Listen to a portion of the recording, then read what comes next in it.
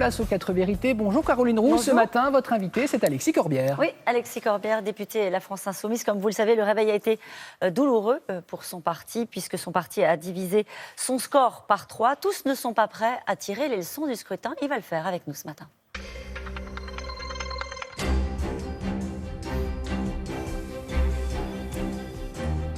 Bonjour Alexis Corbière. Bonjour Caroline. Deux sujets que je souhaiterais aborder avec vous ce matin avant d'en venir à la France Insoumise. Bruno Le Maire s'est engagé à préserver l'avenir industriel de Belfort. Je rappelle que 1000 emplois sont menacés sur le site après l'annonce de GE. Il annonce qu'il sera à côté des salariés. Il annonce qu'il aura au téléphone le patron de General Electric.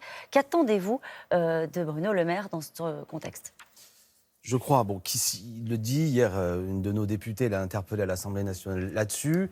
Tant mieux si l'État s'en mêle, il le faut. Nous pensons que la solution passe par la nationalisation du site. Ce dont on parle, c'est d'un enjeu stratégique. Stratégique. Si désormais notre industrie s'en va, et particulièrement dans des secteurs comme ce que fait l'usine à Belfort, c'est-à-dire le fait que nous puissions avoir une industrie qui nous permet notamment de faire cette transition écologique nécessaire. C'est quelque chose qui nous frappe directement d'un point de vue stratégique, du point de vue des intérêts de la nation, qui serait irrémédiable. Donc il faut ne pas laisser faire le privé. On voit bien que ce choix de céder, ce qui était Alstom, ce qui était quand même une entreprise qui était née de la volonté publique à un groupe privé, a été terrible. C'est une leçon. Tirons-en la leçon que le privé, lui, n'a pas les mêmes intérêts que ceux d'un pays. Et le privé est là pour faire de l'argent. Pour des raisons de profit, ils s'en vont. 1000 personnes se retrouvent sur le carreau. De profit et de marché, ce que dit Bruno Le Maire. Il explique qu'il n'y a pas de débouché pour les turbines à gaz. Ça, c'était difficile de l'anticiper, si ? Je pense, oui. Nous, ça fait un moment que nous disons qu'il y a un enjeu, effectivement, notamment quand je vous dis que nous avons parlé de transition écologique, ça renoue avec la belle campagne qu'on avait faite, par exemple, avec Jean-Luc Mélenchon, quand nous parlions qu'il y a dans l'énergie maritime une potentialité, notamment pour faire cette transition écologique, pour sortir du tout nucléaire. Nous pensions directement, ça avait occasionné des visites de ce site, à ce que cette usine aurait pu faire ça. La puissance publique aurait pu l'imaginer comme État stratège. On a laissé faire. Alors évidemment, après coup, on peut dire oui, c'est compliqué, parce que l'État stratège n'était pas aux commandes de ce lieu. Donc il faut que l'État s'engage sur ce dossier-là. Là, je crois. Moi, je veux être positif dans le sens où, évidemment, que j'ai un certain doute, mais s'il le fait, faisons-le. Mais il n'y a pas d'autre solution, selon nous, c'est le fait que l'État ne laisse pas partir ce site, et ça passe par le fait que nous reprenions le contrôle, notamment cette nationalisation. Alors, qu'attendez-vous de l'État sur un autre dossier qui va concerner 28 millions de Français. Oui. Samedi, une hausse des tarifs de l'électricité de 5,9%. Oui. Alors, d'un côté, on a le président d'EDF qui met en cause le poids des taxes. De l'autre côté, on a le ministre qui met en cause la dérive des coûts d'EDF. Vous êtes quel côté ? Sur le fait que ce système absurde, notamment est dû au fait que désormais, ce qui était EDF, a obligation de vendre un quart de sa production au privé en raison de l'ouverture du marché. Et pour maintenir la concurrence, on augmente les prix parce que précisément les groupes privés eux aussi augmentent. C'est absurde. C'est là aussi belle pédagogie, négative d'un certain point de vue, que cette ouverture au privé qui devait soi-disant être positive et faire que le client allait payer moins cher, entraîne à ce que même ce qui est construit d'un point de vue public doit augmenter pour maintenir cette concurrence. C'est un système fou. L'État peut maintenir cette hausse. Vous attendez justement, puisqu'on évoque le rôle de l'État. Moi, je pense que nous avons dû la refuser. L'État a laissé passer la date du 15 mai où il aurait pu s'y opposer. Donc effectivement, désormais, il court un peu derrière les événements. C'est quand même terrible. 5,9% d'augmentation, ça nous concerne tous. Ça veut dire concrètement une baisse du pouvoir d'achat pour les Français. C'est encore possible, selon vous, de faire machine arrière avec de la volonté politique ? Oui, avec de la volonté politique, oui. Mais alors les décisions, je le répète, notamment pourquoi avoir laissé passer cette date où dès le 15 mai, l'État aurait pu dire non. Ça montre bien que là, il y a une mise en scène que l'État désapprouve, mais globalement, a laissé faire. Ça, ce n'est pas bon. Bon, est-ce que vous avez compris, Alexis Corbière, ce qui s'est passé dimanche dernier ? Alors, je le disais, votre parti a divisé son score par 3. Bon, déjà, moi, je suis modeste. Je viens vous voir pour proposer des choses. C'est-à-dire, est-ce que j'ai compris ? Chacun jugera. C'est pas le moment aussi que chacun fasse la leçon aux uns et aux autres. Non, mais on peut tirer les leçons. Évidemment. Non, franchement, évidemment. Et il faut, là encore, quand j'ai dit le mot modeste, c'est-à-dire comprendre, lucidité. Et nous discuterons, évidemment. Je veux dire, il s'est passé quelque chose que nous n'attendons pas. C'est un échec.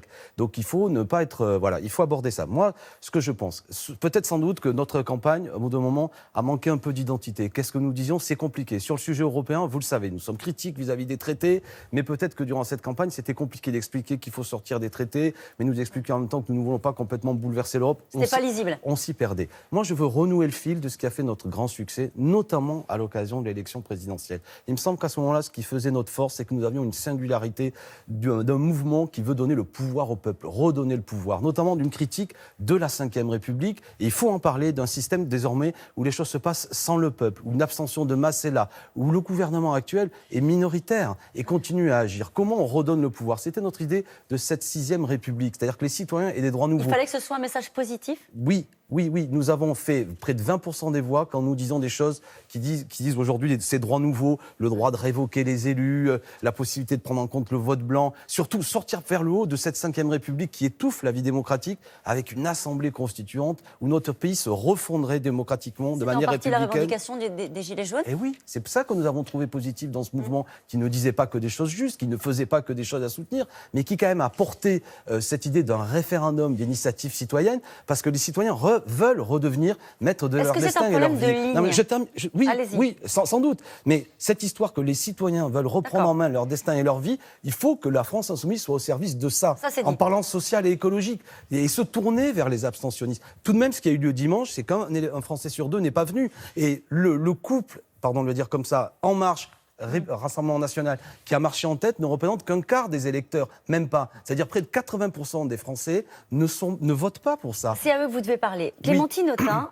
elle y est allée, elle a dit les choses. Elle a dénoncé l'état d'esprit polémique et clivant qui a sans doute pris le dessus en gros sur notre vision du monde et nos propositions. Elle dit: notre famille politique prospère quand elle s'appuie sur le ressort de l'espérance et non sur celui de la haine.